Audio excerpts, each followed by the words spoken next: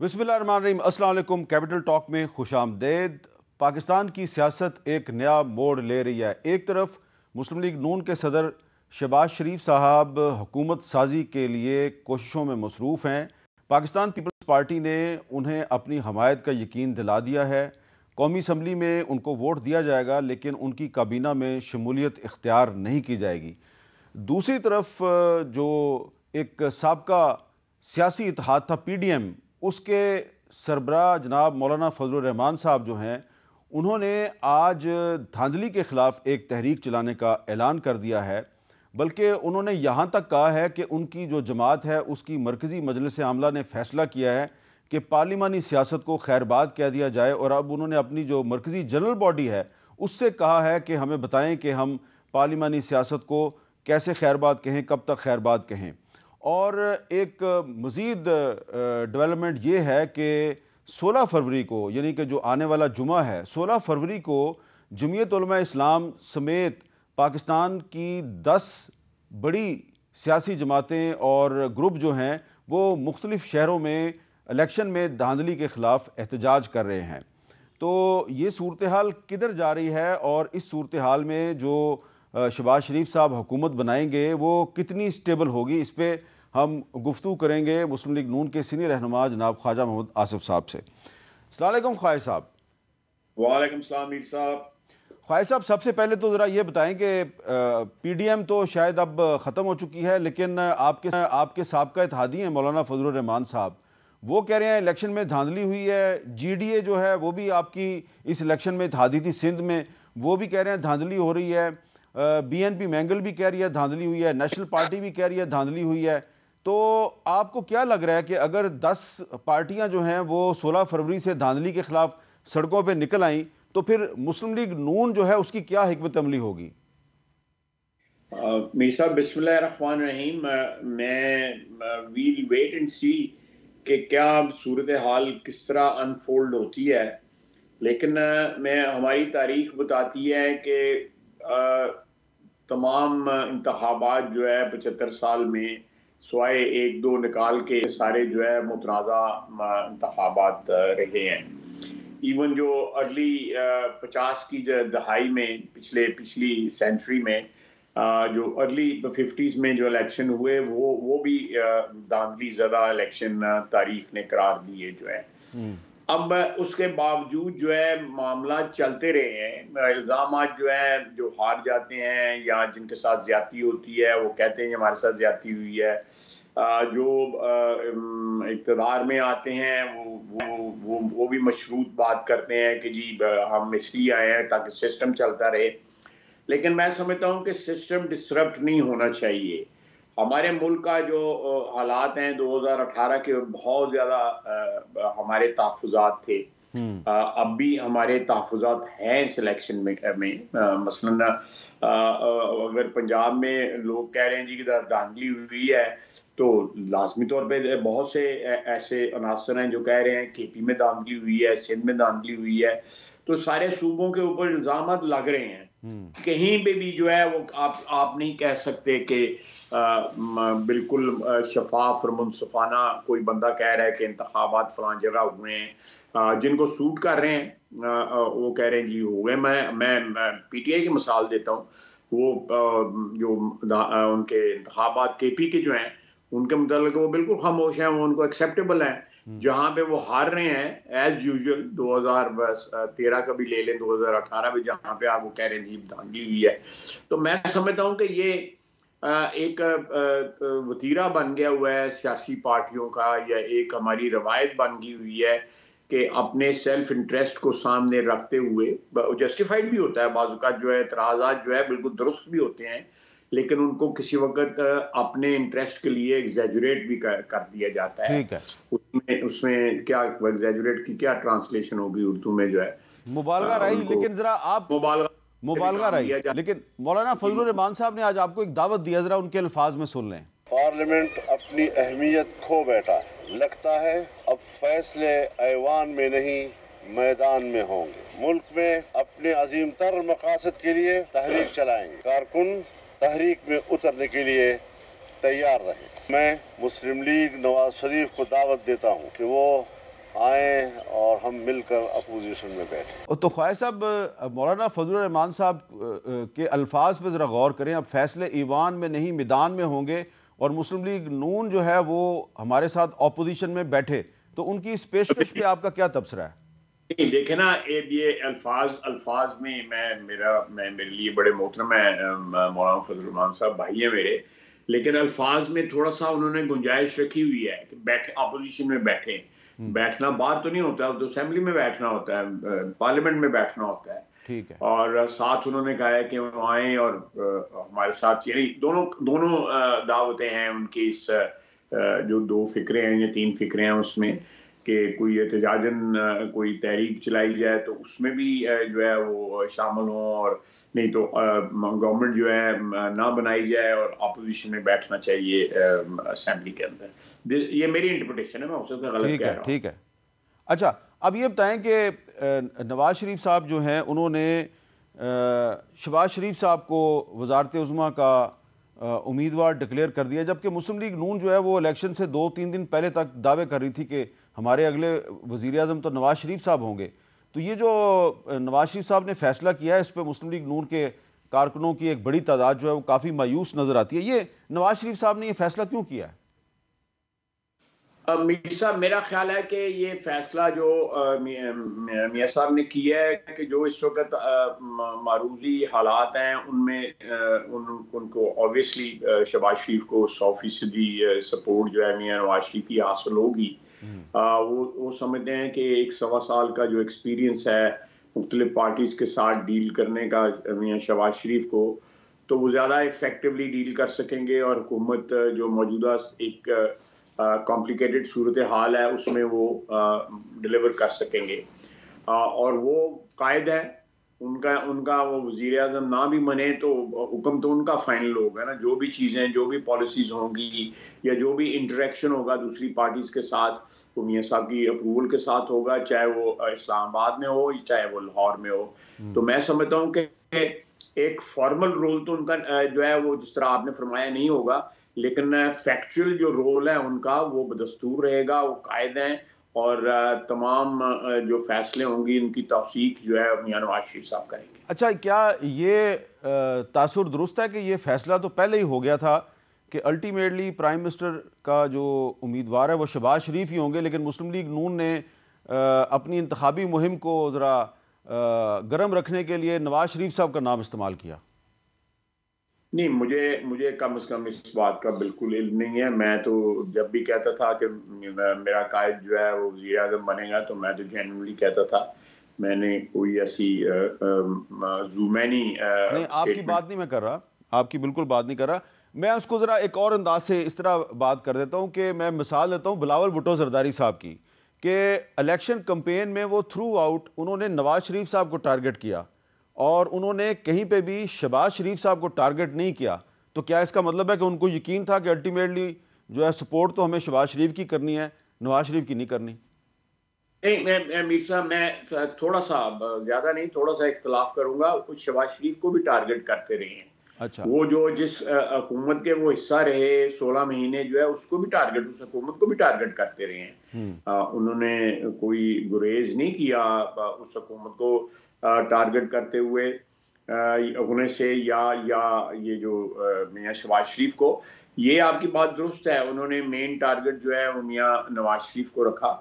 بہرحال یہ ان کا اپنا ایک میں کہتا ہوں ظرف ہے، جو میں اس پہ کوئی اعتراض نہیں کر سکتا. اچھا، اب یہ بتائیں کہ پاکستان پیپلز پارٹی نے فیصلہ کیا ہے کہ جی ہم جو مسلم لیگ نون کا وزارت عظمیٰ کا امیدوار ہے اس کو سپورٹ کریں گے، لیکن کیبنٹ میں شامل نہیں ہوں گے. تو کیا آپ کے خیال میں یہ ایک بہت بڑا رسک نہیں ہے کہ کسی بھی مرحلے پہ پیپلز پارٹی جو ہے وہ آپ کے نیچے سے قلین کھینچ سکتی ہے؟ یہ رسک ہے، میں آپ سے اتفاق کرتا ہوں. یہ رسک ہر وقت رہے گا، اور اس کے کیا رسک کو کور کرنے کے لیے پارٹی کیا اقدامات کرے گی. ہماری لیڈرشپ نے آلریڈی بات چیت میں کیا اس کو کور دینے کے لیے کیا سوچا ہے یا کیا بات چیت کی ہے پیپلز پارٹی والوں کے ساتھ، مجھے علم نہیں ہے. میں ان تمام نیگوشیشنز میں شامل نہیں ہوں. میں سیالکوٹ بیٹھا ہوں، گیا تھا پرسوں ترسوں میٹنگ میں، جو میاں نواز شریف صاحب نے چیئر کی تھی۔ خواجہ آصف صاحب یہ بتائیں کہ یہ اب ایک ہنگ پارلیمنٹ جو آئی ہے تو یہ کیا ہنگ پارلیمنٹ پاکستان میں سیاسی استحکام لا سکے گی؟ میر صاحب جس طرح میاں شہباز صاحب نے کہا ہے نا کہ سارے فریقین جو ہیں وہ مل کے جو ہیں وہ ایک معیشت کے اوپر کم از کم کنسنسس کر لیں، تو میرا خیال ہے کہ اگر معیشت کے اوپر کنسنسس ہو جائے اور جو بھی ریفارمز چاہیے ہمیں فیڈرل گورنمنٹ کے لیول پہ کرنے کے، وہ سارے ریفارمز ہو جائیں اور کوئی ایک معیشت کی ریکوری کے لیے ایک راستے کا تعین ہو جائے، تو میرا خیال ہے کہ اس کے بعد جو ہے نا ونس دیٹ از اچیوڈ تو اس کے بعد پولیٹیکل اسٹیبلٹی بھی آ جائے گی، پھر کوئی نہ کوئی راستے نکل آئیں گے جو ہے۔ میرا خیال ہے اس سے جو ہے کشیدگی، پولیٹیکل ماحول کی کشیدگی میں بھی کمی آئے گی، کم از کم معیشت کے اوپر جو ہے اس پہ تو کسی کو اختلاف نہیں ہونا چاہیے۔ میاں شہباز شریف نے بصیرت لیڈر آف اپوزیشن بھی یہ تجویز پیش کی تھی اور اب وہ پھر کر رہے ہیں۔ میرا خیال ہے تمام فریق جو ہیں اس پہ کٹھے، کوئی یہ تو نہیں ہے کہ کوئی کمیونسٹ ہے یا کوئی سوشلسٹ ہے اور کوئی کیپٹلسٹ ہے، سارے کے سارے ایک ہی طرح کے لوگ ہیں، ایک ہی اپروچ کر رہے کے لوگ ہیں، اور میرا خیال ہے کہ کوئی ہمارا معاشی پروگرام یا معاشی جو ہمارے ٹارگٹ ہیں ان میں کوئی بھی اختلاف نہیں ہے کسی پارٹی کا آپس میں جو ہے۔ نہیں، لیکن خواجہ صاحب مثلا میں مثال دیتا ہوں، آج ای سی سی کا اجلاس تھا تو اس میں یہ فیصلہ ہونا تھا کہ گیس کی قیمت میں اضافہ کیا جائے نہ کیا جائے، اس پہ کیبنٹ کے جو ارکان ای سی سی کے ممبر ہیں ان میں اختلاف رائے پایا جا رہا تھا۔ تو ظاہری بات ہے جب شہباز شریف صاحب وزیر اعظم بنیں گے تو ایک دفعہ پھر یہ مسئلہ آئے گا، پٹرول مہنگا کریں نہ کریں، گیس مہنگی کریں نہ کریں، بجلی مہنگی کریں نہ کریں۔ ظاہری بات ہے پھر جو پیپلز پارٹی ہے یا جو دوسری چھوٹی جماعتیں ہیں وہ تو نہیں چاہیں گی کہ اس کا بلیم لیں، تو یہ پھر کسی نہ کسی کو قربانی دینی پڑے گی۔ میر صاحب میں اس میں تھوڑا سا جو ہے بات لمبی ہو جائے گی، میرے پاس اس کا حل موجود ہے جو آپ بات کر رہے ہیں کہ ہمیں جو قیمتیں بڑھانے کا جو ڈیمانڈ آتی ہے، آئی ایم ایف سے ڈیمانڈ آتی ہے یا حالات کا جبر ہوتا ہے، اس کو ہم اوائڈ کر سکتے ہیں۔ ہمارے اندر جو ہے ٹیکسز میں یا ٹیکسز کی چوری میں یا بجلی کی چوری میں، گیس کی چوری میں، تیل کی چوری میں، اگر چوریاں تھوڑی سی کم ہو جائیں تو ہمارے پاس وسائل موجود ہیں۔ ہمارا یہاں پہ 8-10 ہزار ارب روپیہ جو ہے نا وہ سارے کا سارا ضائع چلا جاتا ہے۔ میں تفصیلاً اگر بات کروں گا، آپ کسی وقت چاہیں گے تو اس پہ بیٹھ کے پروگرام کر لیں گے اس کے اوپر کہ ہمارے پاس وسائل موجود ہیں، لیکن جس چیز کی کمی جو ہے وہ دیانتداری کی ہے۔ اگر دیانتداری کے اوپر زور دے تو ہماری میرا خیال ہے اس میں ہمیں آئی ایم ایف بھی سپورٹ کرے گا، ورلڈ بینک بھی سپورٹ کرے گا کہ یہ اپنا۔ میں آپ کو ایک اپنے پروگرام کا ایک 10-12 سال پرانا آپ کو کلپ سنواتا ہوں، جب پیپلز پارٹی کی حکومت تھی اور ڈاکٹر عاصم حسین صاحب وزیر پیٹرولیم تھے تو وہ یہ گیس کے بحران کے بارے میں ہمیں کیا کہتے تھے، ذرا سنیں۔ جب ہم گیس کو ایلوکیٹ کرتے ہیں تو ہمیں بڑا کوشش ہونا پڑے گا کہ جی ہم گیس کس کو ایلوکیٹ کرتے ہیں۔ اس وقت ہر پولیٹیشین جو ہے میرے دفتر آتے اور کہتا ہے میرے ایریا کو گیس دے دو۔ آپ نے لاکھوں کلومیٹر گیس پائپ لائنز بچھا دی ہیں، گیس جب ہے ہی نہیں تو یہ سب بچھانے کی ضرورت کیا تھی؟ اور اب پرابلم یہ ہو گیا ہے کہ دیر از شارٹیج آف گیس۔ آج کہتے ہیں جی گیس لا دو، جہاں سے مرضی ہے لاؤ، اب گیس کہاں سے لے کے آئیں؟ آپ کے پاس گیس نہیں ہے؟ گیس پاکستان میں ہی نہیں ہے۔ عامر صاحب، میں آپ کے پروگرام کے توسل سے عوام کو یہ بتانا چاہتا ہوں، اور خاص طور پہ ان لوگوں کو، ان پولیٹیشنز کو کہ جو کہ اگر ایجیٹیٹ کریں گے کہ گیس کی شارٹیج کی وجہ سے روڈوں پہ آؤ ہنگامہ کرو، ultimately they will be the sufferers, کیونکہ گیس ہے نہیں۔ اگر ہم ان چیزوں کو ہم نے نہیں دیکھا، نہیں پکڑا اور نہیں سمجھا تو ہم بالکل ایک ڈیزاسٹر کی طرف جائیں گے۔ اچھا خواجہ صاحب، 2011 میں ڈاکٹر عاصم صاحب کہہ رہے تھے کہ پاکستان میں گیس نہیں ہے، تو اب 2024 آ گیا ہے، 13 سال گزر گئے ہیں، تو کیا آج بھی وہی صورتحال ہے جو 2011 میں تھی؟ میر صاحب، میں 2008 میں بھی پیٹرولیم منسٹر تھا اور میں بھی یہی کہتا تھا جو ڈاکٹر صاحب کہہ رہے ہیں۔ ڈاکٹر صاحب بالکل بجا فرما رہے ہیں۔ دیکھیں، پاکستان ایک میرا خیال ہے واحد دنیا میں ملک ہے جہاں پہ گیس جو ہے وہ پائپ کے ذریعے گھروں کو سپلائی کی جاتی ہے۔ امریکہ میں سلنڈر گیس ہے، یو اے ای میں سلنڈر گیس ہے، بڑی بڑی بلڈنگوں نے نیچے ٹینک بنائے ہوئے ہیں, وہ ٹینکر آتے ہیں, وہ گیس بھر جاتے ہیں اور وہ سپلائی ہوتی ہے. یہ جو پائپ گیس ہے, پائپ لائن بچھائی ہوئی ہے گیس سپلائی کرنے کے لیے, جس میں ہم پانی گرم کر کے نہاتے ہیں, روٹیاں پکاتے ہیں, سالن پکاتے ہیں, یہ کسی ملک میں نہیں ہے. یہ پاکستان میں سب سے بڑا جو پائپ لائن نیٹ ورک جو گیس سپلائی کا ہے وہ یہاں پہ ہے.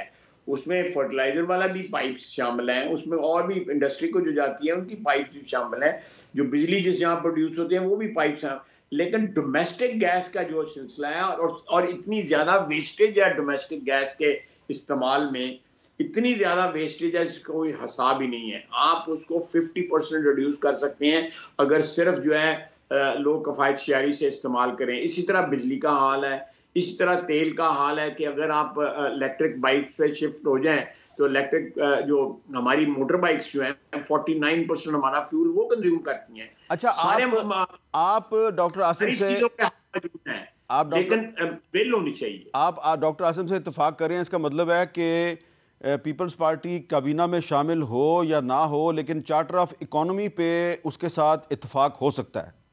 بالکل ہو سکتا ہے, بالکل ہو سکتا ہے. ہم نے تو جب آفر کی تھی تو پی ٹی آئی کو آفر کی تھی, ہم نے مل کے آفر کی تھی. پیپلز پارٹی بھی ہمارے ساتھ تھی اور پاکستان مسلم لیگ نون بھی تھی اور JUI بھی تھی.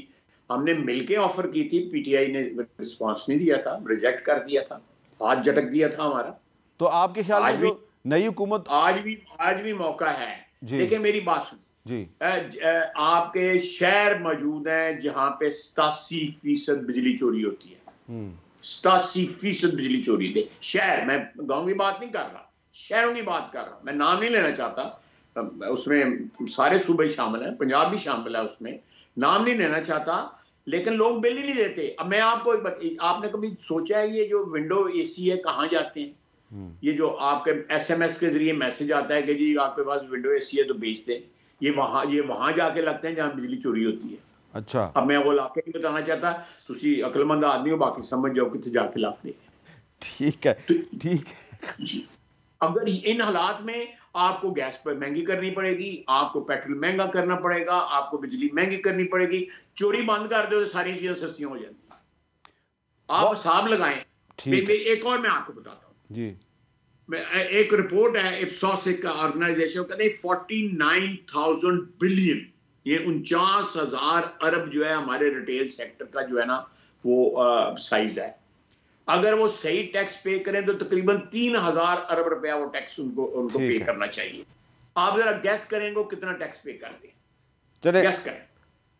ٹھیک ہے 20 ارب روپیہ. خواہ صاحب اس پہ مزید تفصیل سے بات کریں گے بعد میں. اس سارے سگریٹ بہت بہت شکریہ. خواجہ محمد آصف صاحب ہم سے بات کر رہے تھے, اور لگتا یہ ہے کہ جو نئی حکومت آئے گی اس کے لیے سب سے بڑا چیلنج جو ہے وہ پاکستان کی اکانومی ہوگی, اور اس حکومت کو آتے ہی بجلی, گیس, پٹرول اور بہت کچھ مہنگا کرنا پڑے گا. لیکن اب میں ایک بریک لے رہا ہوں, لیکن بریک سے پہلے میں آپ کو ایک چھوٹا سا ایک ویڈیو دکھانا چاہ رہا ہوں جس میں پیغام یہ ہے کہ آپ اپنے مخالف کو کبھی بھی کمزور نہ سمجھیں, never under estimate your opponent. اور یہ میں آپ کو ویڈیو کیوں دکھا رہا ہوں یہ آپ خود سمجھ جائیں گے. تو یہ میں نے آپ کو ویڈیو اس لیے دکھائی ہے کہ زندگی ٹرسٹ آپ کو یہ پیغام دے رہا ہے کہ دماغ سے سوچیں, دل سے نہ سوچیں. اور اس وقت جو پاکستان کو چیلنجز درپیش ہیں ان کا مقابلہ صرف دماغ سے ہوگا, دل سے نہیں ہوگا, جذباتی ہو کے نہیں ہوگا. ایک وقفے کے بعد ہم بات کریں گے پاکستان تحریک انصاف کے سینئر رہنما علی محمد خان صاحب سے, اور ان سے پوچھیں گے کہ تحریک انصاف کے پاس کوئی وزارت عظمیٰ کا امیدوار بھی ہے یا نہیں. وقفے کے بعد دوبارہ ملتے ہیں.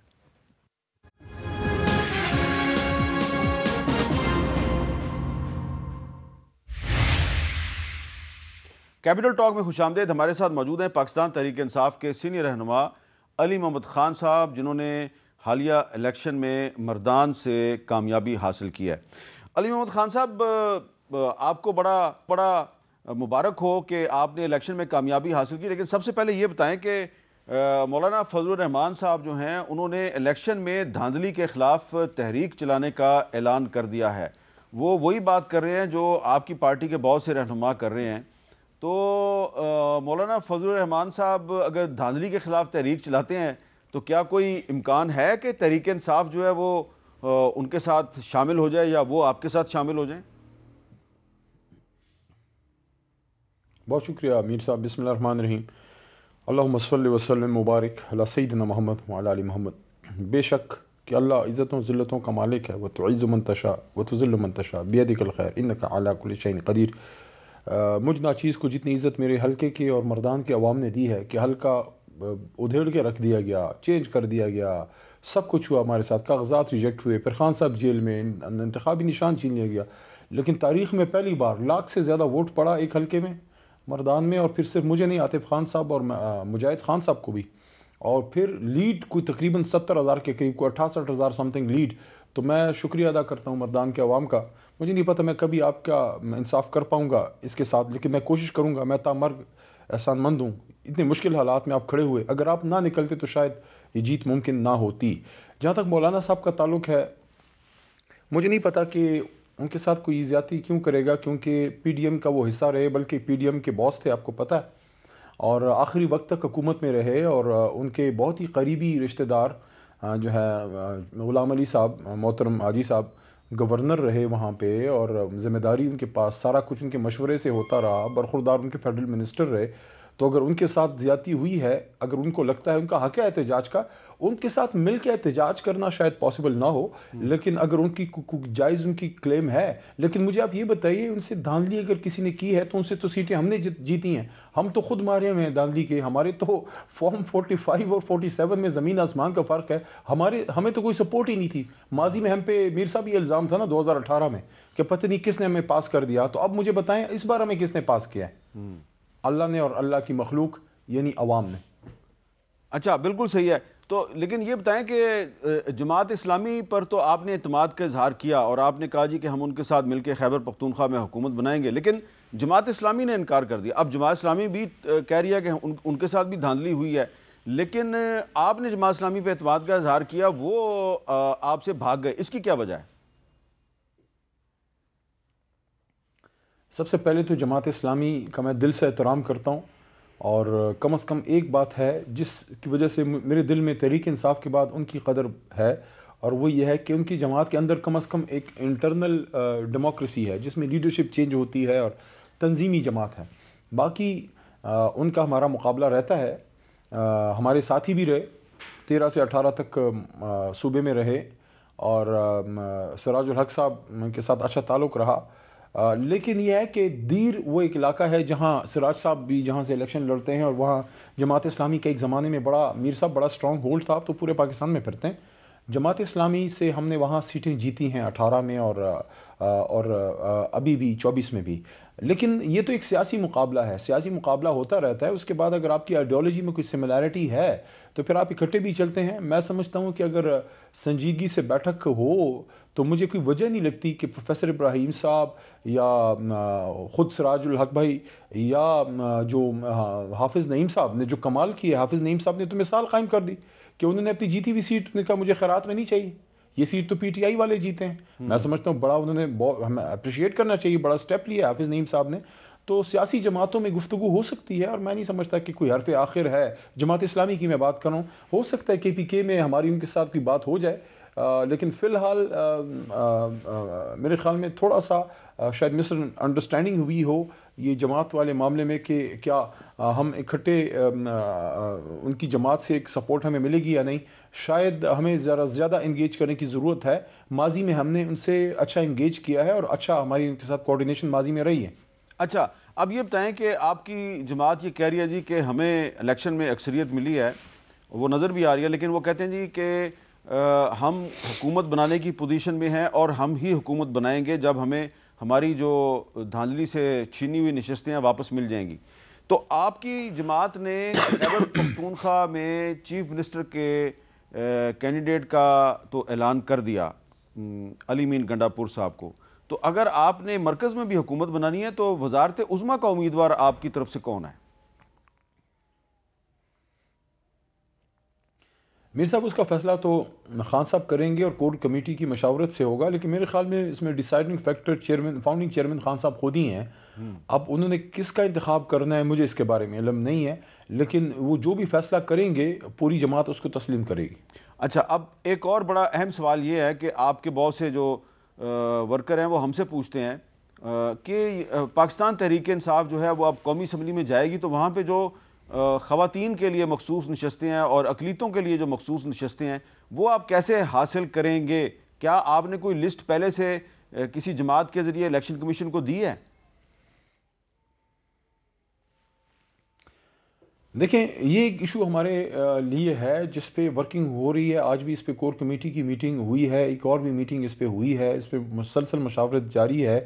ایشو اس میں کچھ جماعتوں کا آپشن ہمارے پاس تھا، اس میں ڈسکشن جماعت اسلامی ہے، اس میں شرانی صاحب کی جماعت ہے، اس میں سنی اتحاد کونسل ہے، MWM ہے، اس طرح کی جماعتیں بہت سی ہیں. کوئی جماعت ابھی فائنل نہیں ہوئی کہ ہم نے اسی کے ساتھ وہ کرنا ہے. لیکن آپ کی بات اس میں ویلڈ ہے کہ ہمارے لیے مسئلہ یہ ہے کہ چونکہ ہم انتخابی نشان ہم سے چھین لیا گیا تو اس وجہ سے وہ خواتین کی سیٹوں کا ایک مسئلہ ہمیں ہے، لیکن امید ہے کہ اس کا کوئی ہم حل انشاءاللہ ایک دن میں کوئی نکال لیں گے. تو کوئی آپ نے خواتین کی مخصوص نشستوں کے لیے کوئی فہرست تیار کی ہوئی ہے؟ دیکھیں، ہماری اپنی فہرست تو تیار ہے، لیکن وہ آپ سے تب ایکسیپٹ کریں گے جب آپ انتخابی نشان پہ الیکشن لڑتے ہیں. وہ تو آپ کو پتہ ہے دن دہاڑے ہم سے ہمارا نشان جو ہے وہ چھین لیا گیا. تو جس جماعت کے بینر سے اب ہم جائیں گے تو پھر وہ ہماری طرف سے وہ وہاں پہ پھر وہ جمع ہوگی. اچھا، اب ایک سوال یہ ہے کہ آپ کے ناقدین جو ہیں ان کا یہ اعتراض ہے کہ جہاں جہاں سے تحریک انصاف جیت گئی ہے وہاں پہ تو وہ کہتے ہیں جی کہ دھاندلی نہیں ہوئی، اور جہاں سے وہ ہار گئے ہیں وہ کہتے ہیں جی وہاں پہ دھاندلی ہوئی ہے. تو اب آپ تو جیت گئے اور بہت بڑی لیڈ سے آپ جیتے ہیں، تو کیا آپ کے حلقے میں دھاندلی نہیں ہوئی؟ اگر کسی کو شک ہے میں آفر کرتا ہوں کل صبح آ جائیں، دوبارہ گنتی کر لیں، دوبارہ الیکشن کر لیں، جو کرنا کر لیں. آپ ریڈی؟ آپ کو کوئی اطلاع ملی، کوئی آپ کے ساتھ کوئی دھاندلی ہوئی، وہاں پہ کوئی کوشش ہوئی؟ میر صاحب، کچھ مسئلے مسائل تھے ہمارے ورکرز کو، لیکن الیکشن والے دن اتنی دنیا نکلی کہ میں آپ کو کیا بتاؤں. دیکھیے، میں آپ کو تھوڑا سا مجھے اجازت دیجیے 1 منٹ کے اندر تھوڑے فیکٹس بتا دیتا ہوں اپنے علاقے کے، آپ کو آئیڈیا ہو جائے گا. مردان پختونخوا کا دوسرا بڑا شہر ہے، لیکن اتنا بڑا شہر نہیں ہے جتنا راول پنڈی ہو گیا یا آپ کا گجرانوالہ ہو گیا، فیصل آباد، لاہور، کراچی ہو گیا. وہاں میکسیمم وننگ مارجن ہوتا تھا 75-80 ہزار تک ووٹ پڑتا تھا. خان صاحب بھی جب ہمارے مردان سے جیتے تھے میرے حلقے سے تو 85 ہزار ان کا ووٹ تھا. اس بار صرف میرے ایک حلقے میں نہیں، 3 حلقے جو ہم نے جیتے ہیں قومی اور 8 صوبائی، 100% رزلٹ وہاں سے آیا ہے. 100% تاریخ میں پہلی بار 11 سیٹیں تحریک انصاف نے مردان سے، صرف یہ ٹیسٹ کیس کے طور پہ بتا رہا ہوں، ایسا ثوابی میں بھی ہے، ایسا چارسدے میں بھی ہے، ہر جگہ ایسا ہی ہے. تو اس میں کیا ہوا کہ پہلی بار تینوں سیٹوں پہ 1 لاکھ ہم نے کراس کیا. میری سیٹ پہ عاطف خان صاحب کے، مجاہد خان صاحب کے، تینوں ہم نے جیتے. میری سیٹ میں سب سے بڑا وننگ مارجن نکلا 68,000 پلس، تقریباً 70,000 کے قریب صرف مارجن ہے. تو آپ مجھے بتائیں جہاں 70,000 کا تقریباً مارجن اور لیڈ ہو وہاں کیا کسی نے دھاندلی کرنی ہے. دوسرا، ہمارے لوگ نکلے اور RO آفس کے باہر ساری رات صبح تک سارا پورا مردان بیٹھا ہوا تھا. میں یہ سمجھتا ہوں کہ پنجاب میں بہت سی جگہوں پہ یہ ایشوز آئے ہیں. ہمارے فارم 45، آپ مجھے یہ بتائیں میر صاحب، سلمان اکرم راجہ صاحب، یعنی کہ آپ یہ دیکھیں سپریم کورٹ کا سینئر لائر، اس کو RO آفس میں بیٹھنے تک نہیں دیا گیا. میرا خود کا، میں آپ کو اپنی اگزامپل بتاتا ہوں. 2013 میں RO آفس میں بیٹھا تھا کنسولیڈیشن میں، جو فارم 45 آتے ہیں ہمارے سامنے جمع ہوئے، میں بھی تھا، ہمارے مخالف کینڈیڈیٹ بھی تھے، سب بیٹھے تھے، اور جو سارا کلیئر ہو گیا ہم نے دعا کر کے رخصت ہو گئے. 18 میں 5 دن گنتی ہوتی رہی، لیکن ہم RO آفس میں بیٹھ کے ہمارے سامنے کنسولیڈیشن ہوتی رہی. ابھی جو ہم گئے ہیں RO صاحب جو ہیں سلمان اکرم راجہ صاحب کے، انہوں نے تو نکالا ہے، مجھے تو اندر جانے کا موقع جو ہے وہ نہیں مل سکا. میرے لوگ مشکل سے وہ اندر گئے، ہمارے جو ورکر ہیں. آپ ایک RO آفس میں کنسولیڈیشن میں آپ ممبر کو بیٹھنے کی نہیں دے رہے، یہ بہت بڑا ایک سوال ہے. دوسرا، یہ راجہ صاحب کا تو میں نے آپ کو ایگزامپل بتا دی. حافظ نعیم صاحب کا آپ کدھر پلیس کرتے ہیں؟ حافظ نعیم صاحب کو ایک سیٹ دی جاتی ہے کہ جناب آپ جیت گئے، وہ کہتا ہے بھئی میرے فارم 45 یہ کہہ رہے ہیں، آپ کا فارم 47 جدھر رزلٹ بنا ہے وہ یہ کہہ رہا ہے یہ غلط ہے, میں یہ سیٹ نہیں جیتا, یہ سیٹ تحریک انصاف جیتی ہے, آپ مجھے کیسے دے سکتے ہیں؟ میں سمجھتا ہوں اس کو بڑا ہائی لائٹ کرنا چاہیے. حافظ نعیم صاحب نے بہت بڑا کام کیا, اب کوئی نہیں کرتا. اسی طرح مسلم لیگ نون میں سے ایک دو تین ایگزامپلز میں آپ کو بتا سکتا ہوں. آخری بات کہ مسلم لیگ نون کے, یہ بھی سن لیجئے, ان کے کینڈیڈیٹس کی ویڈیوز ہمارے آفیشیل تحریک انصاف کے فیس بک اور ٹویٹر وغیرہ پہ ہیں, جہاں مسلم لیگ نون کے کینڈیڈیٹس کہہ رہے ہیں کہ ہمیں یہ جیت قبول نہیں ہے, یہ ہم نے نہیں جیتے, یہ انہوں نے جیتے ہیں. تحریک انصاف کے میں آپ کو ان کے نام بتا سکتا ہوں. میں آتا ہوں آپ کے پاس سچویشن میں بالکل دھاندلی کے کھلم کھلا جھرلو پھرنے کی جو ہے وہ شواہد موجود ہیں. ایک بریک کے بعد آپ کے پاس آتا ہوں اور میں آپ کو مسلم لیگ نون کے ایک بہت ہی اہم امیدوار کے حوالے سے فارم 47 کی جو کہانی ہے وہ بھی آپ کو سناتا ہوں. وقفے کے بعد دوبارہ ملتے ہیں.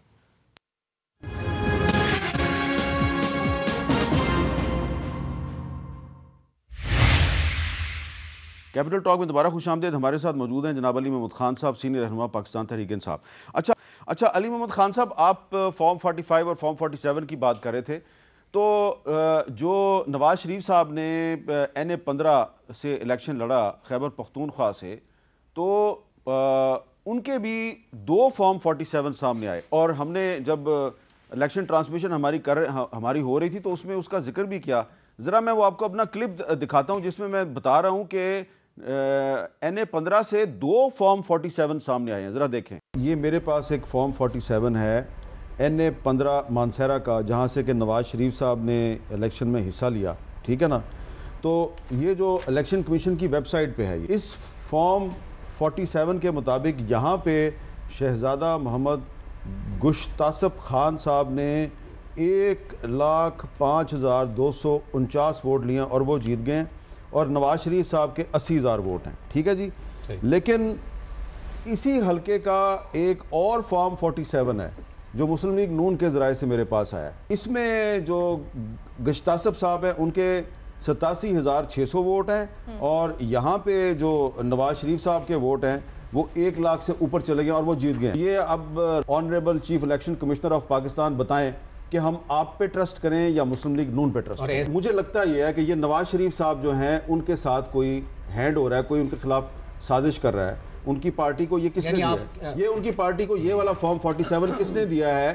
وہ جس نے دیا ہے اس کو یہ سوچنا چاہیے تھا کہ بھائی الیکشن کمیشن کا جو فارم 47 ہے وہ کچھ اور ہے, آپ نے کچھ اور دے دیا, اور ایک ایسا فارم 47 دیا جس میں جب آپ کیلکولیٹ کرتے ہیں, جمع تفریق کرتے ہیں, تو اس میں گڑبڑ ہے. تو علی محمد خان صاحب, یہ اگر پاکستان کا ایک جو فارمر پرائم منسٹر ہے اس کو الیکشن کمیشن 1 نہیں 2 فارم 47 دیتا ہے, تو کیا اس کا مطلب یہ نہیں ہے کہ اس کے ساتھ بھی کوئی گڑبڑ ہوئی ہے؟ میر صاحب دیکھیے, فیئر اینڈ سکوئر پاکستان کی قوم نکلی ہے, اور میجورٹی نے تحریک انصاف کو عمران خان صاحب کے نام پہ ووٹ ڈال دیا ہے, بلکہ جولی بھر دی ہے. میاں صاحب آپ تو یہاں کی بات کر رہے ہیں, میاں صاحب لاہور سے بھی اپنی سیٹ ہارے ہیں, وہاں سے حمزہ صاحب بھی, اور مریم بی بی کی صوبائی قومی جو ہیں وہ بھی, اس پہ بھی ہمیں سخت اعتراض ہے, وہاں سے بھی ہمارے حساب سے فارم 45 کے حساب سے ہمارے لوگ جیتے ہیں. اب اس ساری سچویشن میں آپ مجھے یہ بتائیے کہ سمپل سی کیلکولیشن ہے, آپ ایک کیلکولیٹر لیں اور فارم 45 سامنے رکھیں اور وہ ایڈ کر دیں 1 + 1 = 2, اس کا جو رزلٹ نکلتا ہے وہ 47 میں جمع کر دیں. فارم 47 کیا ہے؟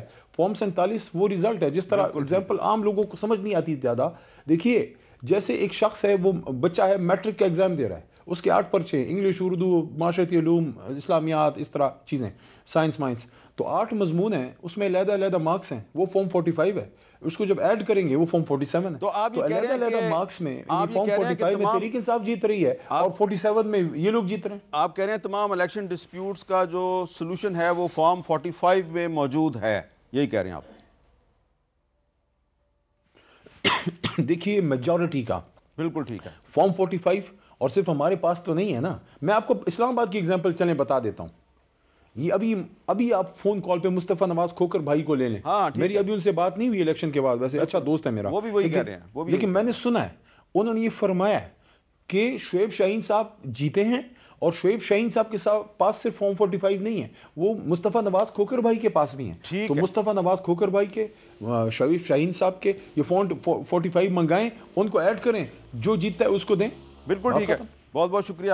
علی محمد خان صاحب، اور یہ بات بالکل حقیقت کے بہت قریب ہے کہ جہاں جہاں پہ کوئی الیکشن ڈسپیوٹ ہے، دھاندلی کا جہاں جہاں پہ شور مچایا جا رہا ہے، تو الیکشن کمیشن آف پاکستان کے پاس اس کا بہت ہی سادہ سا حل موجود ہے کہ فارم 45 میں جو رزلٹس لکھے ہوئے ہیں ان کو جمع کریں اور کمپیئر کریں 47 کے ساتھ. تو جو فارم 47 کا رزلٹ اگر غلط ہے تو اور میچ نہیں کرتا فارم 45 کے ساتھ، تو پھر فارم 45 کا جو رزلٹ ہے اس کو تسلیم کیا جائے. اجازت دیجیے، اللہ حافظ.